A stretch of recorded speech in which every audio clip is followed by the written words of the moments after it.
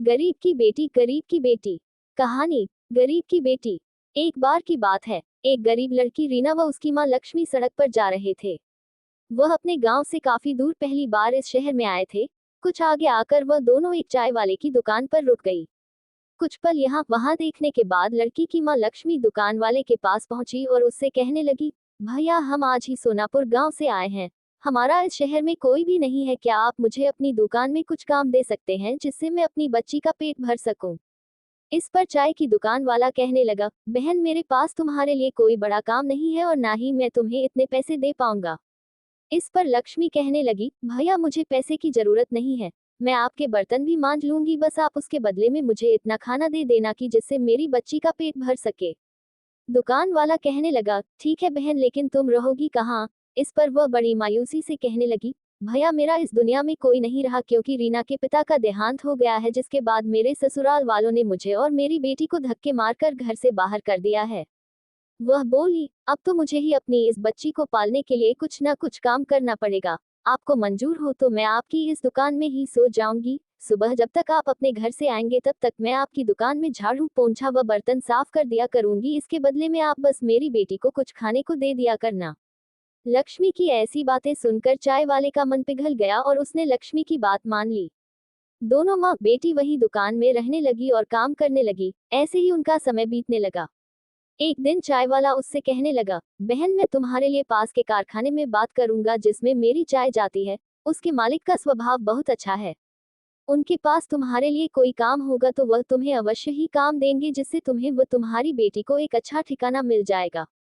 ये कहकर चाय की दुकान वाले भैया ने जब कारखाने के मालिक से उन दोनों के बारे में बात की तो मालिक ने कहा, ठीक है, हमारे घर पर एक काम करने वाली की आवश्यकता है, इसलिए तुम उसे हमारे घर भेज देना। वह चाय वाला लक्ष्मी व उसकी बेटी को मालिक के घर भेज देता है, जहां पर मालिक की पत्नी लक्ष्मी को घर का पूरा काम समझा देती है और साथ में ये भी समझा देती है कि तुम्हारी बेटी रीना मेरी बेटी समायरा से दूर रहे, जिससे उसे किसी भी तरह के इन्फेक्शन या बीमारी का खतरा ना रहे। एक दिन लक्ष्मी रसोई में काम कर रही होती है कि अचानक उसकी बेटी रीना के चीखने की आवाज सुनाई देती है। लक्ष्मी भागकर वहां जाती है तो देखती है रीना ने समायरा की फ्रॉक हाथ में ले रखी है और उसे देखकर बहुत खुश हो रही है।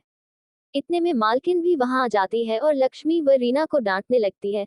वह कहती है, लक्ष्मी मैंने तुमसे कहा था ना कि समायरा की किसी भी चीज को मत छूना और उससे दूर रहना। ये कहते हुए मालकिन समायरा की उस फ्रॉक को रीना को ही दे देती है और कहती है, अब इस फ्रॉक को तुम ही पहनना। ये कहते हुए गुस्से से यह कहते हुए चली जाती है। एक दिन मालकिन व लक्ष्मी पास के बाजार में सामान खरीदने साथ में जाती हैं और रीना व समायरा घर पर अकेली रह जाती हैं। वह दोनों अलग अलग खेल रही होती है कि अचानक समायरा को चक्कर आ जाते हैं और समायरा बेहोश हो जाती है। तभी पास ही खेल रही रीना की नजर समायरा पर पड़ जाती है और वह भागकर उसके पास पहुंच जाती है। रीना समायरा के ऊपर पानी की बूंदें डालती है जिससे उसे होश आ जाए, पर समायरा अपनी आंखें नहीं खोलती। रीना घबराकर बिना देर किए पड़ोस में जाकर शोर मचाकर ये बताती है कि देखो समायरा को पता नहीं क्या हो गया है और वह उठा नहीं रही है। उनके पड़ोसी आकर जब घर में देखते हैं तो वह समायरा की हालत देखकर जल्दी से डॉक्टर को बुला लेते हैं।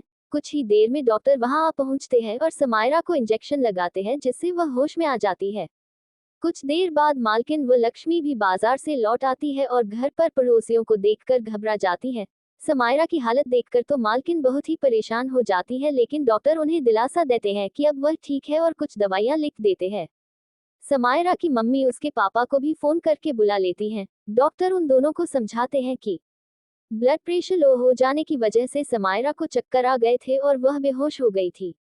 ऐसे में अगर सही समय समय पर रीना पड़ोस में जाकर लोगों को नहीं बुलाती तो कुछ भी हो सकता था। वह रीना की बहुत तारीफ करते हैं और कहते हैं, अगर यह समझदार लड़की यहाँ ना होती तो पता नहीं आज क्या हो जाता। डॉक्टर की यह बात सुनकर समायरा के मम्मी पापा बहुत खुश होते हैं और रीना व समायरा को साथ में खेलने की इजाजत दे देते हैं, जिससे लक्ष्मी की परेशानी और भी सुलझ जाती है। अब वह खुशी खुशी मन लगाकर उनके घर में काम करती थी और अब